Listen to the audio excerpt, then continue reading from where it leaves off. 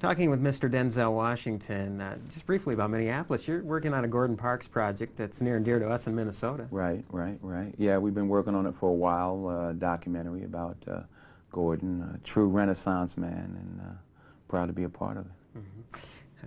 Diverse artist. I have to compliment you, too, for your diversity in this role. Thank you. Wonderful role in The Bone Collector, and there's a lot more to it than just laying in a bed, isn't there? Yeah. I'm sure you discovered. Yeah. I mean, it's if I was standing up, this is a very interesting role. You know, it's an interesting love story. It's a great thriller. It was, I mean, when I read it, I said, oh, this is a no-brainer. I have to try this. You know, it was just too much of a challenge. It was scary sometimes, you know, before we got going, you know, because it's just like, will this work?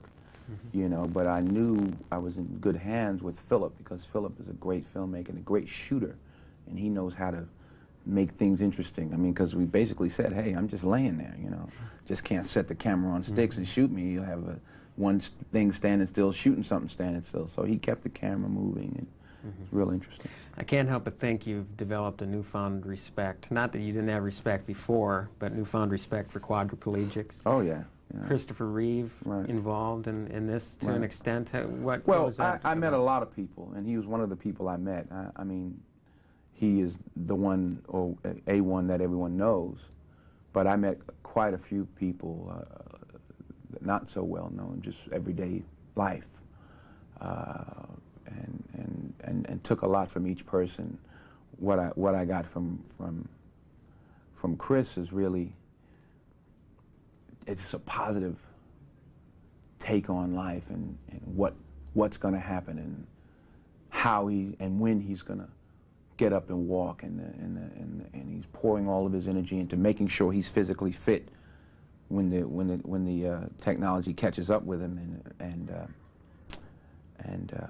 just his positive outlook on it and his energy. He's still very much alive and very much, you know, involved with his foundation and raising money. In fact, I'm going to host a fundraiser for him November 16th for his foundation. Okay. Sorry, I lost my train of thought here.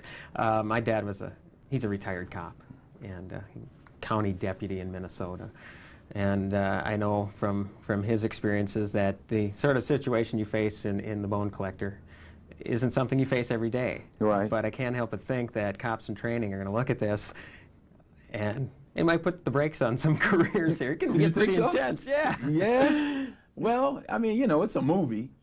You know, I hope not. I mean, I hope that those that have the kind of instinct that Angelina Jolie's character has, I hope that they pursue it. And I hope that there are veterans, retired or otherwise, that help to inspire the younger people to move into that profession if they you know, have the goods. Just keep them away from the rats. Keep them away from the rats. Oh my goodness. Keep me away from the rats. Talking about Angelina Jolie, I mean, you've been in the business for quite some time now, and I would imagine you've developed a keen sense as to, okay, this one has a chance, this one, I'm not sure. Angelina, she has a chance, and then some. Shot, and then some. You know, I was saying earlier when I first saw her in Gia, the film Gia, I was like, wow, this girl is really, really good. And I didn't know, you know, she probably doesn't like to talk about it too much, but I didn't know who her father was, obviously, a great actor, John Voight. So she's got the genes, and she's got the technique, and she's a fine actress, fine actress. Talking to Mr. Denzel Washington, another wonderful performance in The Bone Collector. Look forward to much, much more. Thank you. In addition to The Bone Collector, Gordon Parks coming out sometime next year. That's right. Thank you. My pleasure. Thank you, sir. All right. No,